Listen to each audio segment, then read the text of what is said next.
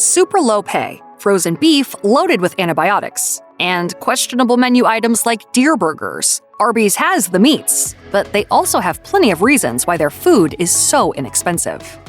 Let's be honest here. How many drive-thru chains have ever touted fresh, handcrafted food prepared on site? In-N-Out being the exception. The answer is not a lot. Arby's, which is first and foremost a fast food enterprise, is certainly no exception. Arby's promises cheap, convenient eats on the fly, and it's a given that the majority of its lineup has been frozen and thawed out before ever hitting the fryer. You said you were going to come here and I should leave you some delicious Arby's on the table because you wanted some Arby's too? It's cold though. In the case of the chain's signature curly fries, one individual who used to work at Arby's recounted their experience touring the restaurant and seeing the spuds stashed away in a massive walk-in freezer. As the Cora Post recalled, there are bags and bags of curly fries, already curled and ready for the deep fryer. Although a former manager did confirm that Arby's acquires its meats from farms, an employee on Reddit revealed that the slabs of beef are sealed in plastic bags before being thawed, a process that can take multiple days before the flank sizzles away in the oven. Frozen goods definitely explain Arby's lower price point. Acquiring the ingredients, not to mention the labor of preparing mozzarella sticks from scratch, would be much more costly than stashing them away in the freezer. And it stands to reason that Arby's probably has a supplier who offers a decent deal on buying items in bulk. Compared to the thinly sliced cutlets from your neighborhood sandwich shop, spending under $4 for a classic roast beef sandwich is a hard bargain to beat. The trade-off? You're not exactly paying for quality. Arby's takes shortcuts by using meats pumped full of antibiotics, a practice that maintains the profit-driven nature of factory farming and doesn't necessarily lead to the freshest grub around. While the U.S. Food and Drug Administration ensures antibiotics remain at safe levels for human consumption, Healthline explains farms that have medicated livestock have created bacteria immune to the treatment, rendering many standard medications ineffective in combating infections. Experts have warned of the terrifying possibilities resulting from the excessive pattern established by farms, and solutions have included demanding restaurants to shift their practices. Arby's, unfortunately, is no role model here. A massive study in 2021, conducted by several major nonprofits, gave the chain's meat a failing grade on this front, joining Jack in the Box, Sonic, Burger King, and others in missing the mark, according to the National Resources Defense Council. Arby's might claim to have the meats, but those meats are going to be cheap. To pile on fistfuls of beef onto bread for millions of hungry customers, it's inevitable that the quality won't be anything to rave about. With these expectations in mind, enjoying a quick bite on a budget is what Arby's is built for. There are so many flavorful condiments to smother your fries or favorite Arby's sandwich in. Employees will even toss in an extra couple packets, just to make sure there's ample sauce for coating each and every meat-filled bite. And it's no trouble. Arby's can afford it because the condiments on their own are quite inexpensive, thanks to the cheap ingredients. As confirmed by Arby's handy ingredient guide, many of the components that make up the chain's sauces are quite basic on the surface. Arby's sauce, the in-house equivalent to ketchup, contains water, corn syrup, tomato paste, and distilled vinegar. Smoky Q sauce, the smoked brisket sandwich's exclusive topper, consists of the above mix-ins, in addition to molasses and garlic powder. Nothing fancy. Frankly, no one has to venture far to find any of these products. Assuming you're swinging by the supermarket for groceries, finding mayonnaise and horseradish is more than guaranteed, even if you're not planning to whip up homemade horsey sauce. Though when it's this easy to make, why not give it a go? I got people to answer to just like you do. I'm going to charge them. With what, possession of a condiment? The ultimate profit killer for a fast food chain is unpopular menu items. Arby's made the call to streamline their offerings in 2021 when it officially removed pizza sliders and potato cakes from the menu. People weren't buying them at the rate of the other, more popular snacks, and that forced the franchise to slim down on the selection. When it comes to curating a financially successful menu, Arby's clearly enjoys variety. Just look at the array of meats, cheeses, and starch-centric finger foods that are plastered all over the drive-thru. However, if specific items aren't selling well or at a pace that satisfies corporate's expectations, then customers can expect to find cuts on occasion. Hey, what's going on in that room? It's a focus group of Arby's executives watching us eat. Oh, He ate it! People will eat anything. Plenty of fans were gutted by Arby's decision to discontinue the potato cakes and went to great lengths in expressing their frustration. One Reddit commenter wrote, "Guess I'm never eating at Arby's again." Another vowed, "If they don't return, my days as a customer are truly numbered." Even if Arby's food is cheap, the expenses that come with running a restaurant are not.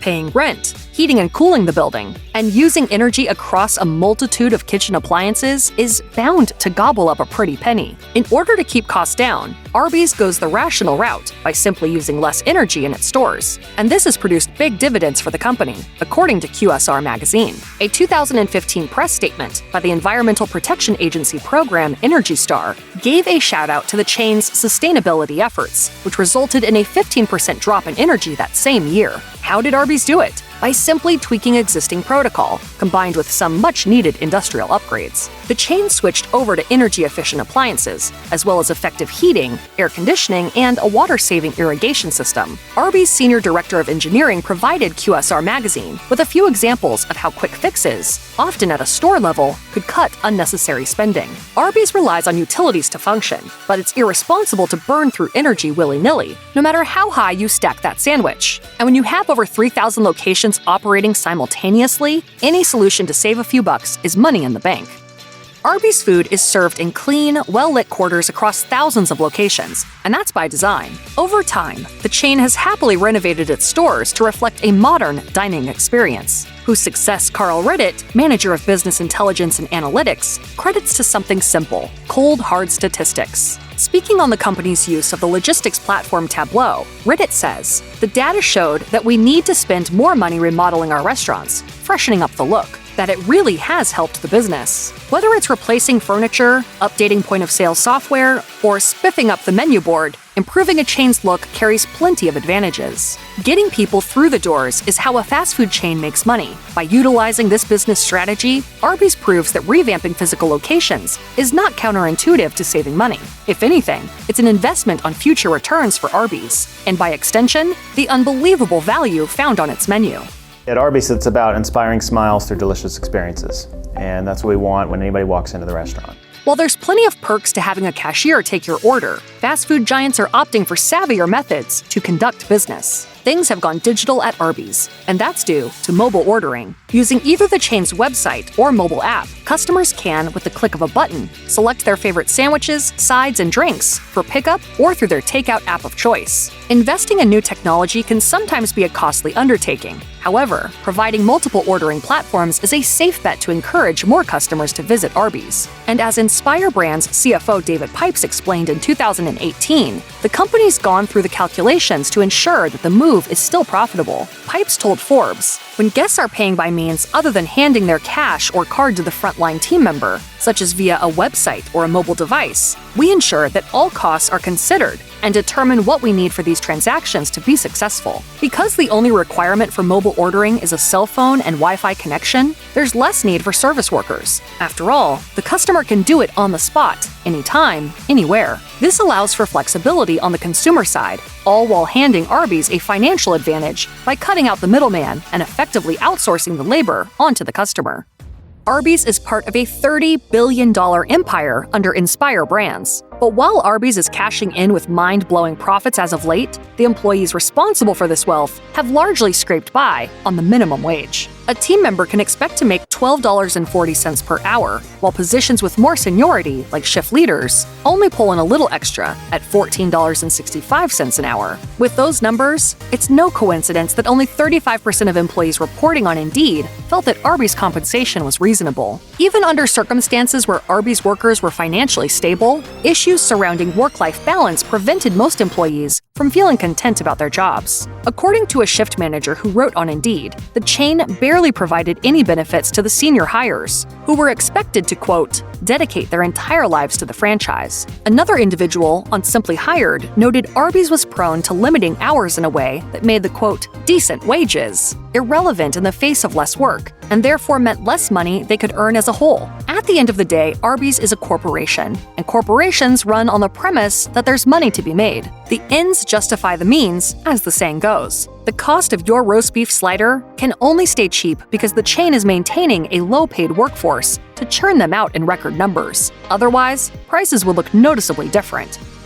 Now hiring anybody. Wow. Anybody.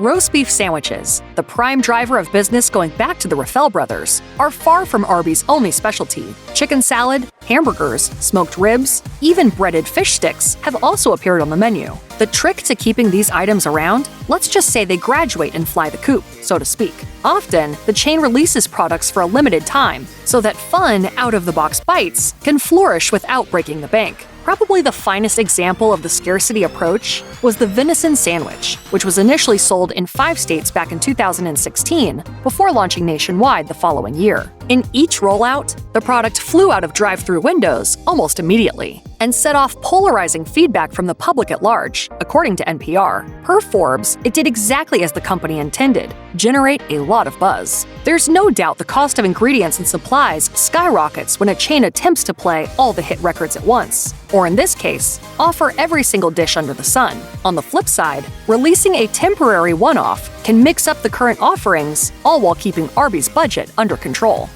Cheese stick Jenga aside, there's no denying that Arby's knows who it is and what it does best. Big piles of beef between bread. It's nothing flashy or adventurous. But that isn't the point. Arby's brand identity has always been strong, and this clear-eyed perception of its image has, without a doubt, helped the company flourish. Consider, for example, when Arby's hopped aboard the hamburger bandwagon with the limited-run Wagyu Steakhouse Burger in May 2022. Arby's could have rolled out dozens of different hamburgers should its debut launch have been a hit, as is the pattern most fast food chains follow. But surprisingly, that isn't what happened. Rather than oversaturate the menu, the restaurant decided in favor of offering a single, albeit better-tasting product. Patrick Swing, Chief of Marketing Officer, told CNN, "Instead of focusing on making billions of mediocre burgers, we're taking a stance on high-quality meat that deserves to be cooked properly." Besides its soft spot for beef, Arby's menu skews to the lavish side of the drive-thru